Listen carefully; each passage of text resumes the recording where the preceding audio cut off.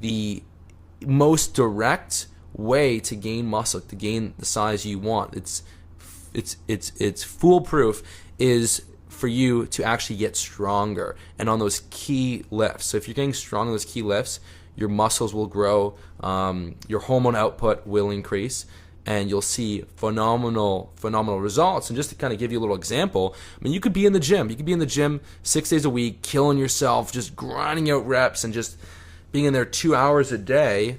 And I mean, I think one of the reasons why this approach is very popular, that high volume approach, is because it's what a lot of the steroid users do.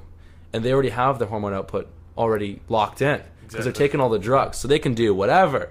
They can go do Zumba dance classes and they'll build muscle. But so they have all that stuff. There's actually research showing that if you're on anabolic steroids, you don't have to do anything. You don't have to do anything, yeah. And then I think the other thing with steroids is that it increases your recovery so fast. So you can be in the gym and recover and get stronger. So a lot of those big bodybuilders, they'll make strength gains on this crazy 2-hour marathon like workout. Because they have the hormones is what's driving it. But when most naturals do that and they're trying to stay lean, then all of a sudden they're overtrained and they're instead of improving their hormone output, they're actually putting the brakes on, it. And that brings up an important point, is that you need the recovery.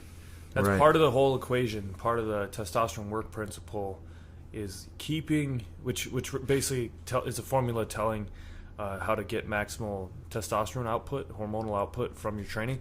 But the key caveat is you have to keep it under a stress threshold where you're not overstressing your body.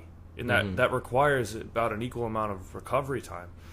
So because you don't want to chronically elevate cortisol levels, which is what happens when you do a lot of super high volume training very often. Your cortisol, your main stress hormone, becomes chronically elevated, which chronically suppresses your anabolic hormone production.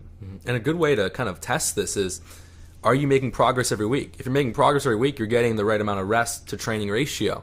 If you're not, you're probably getting too much of a cortisol response, and then that's actually negating really your ability to actually make that progress.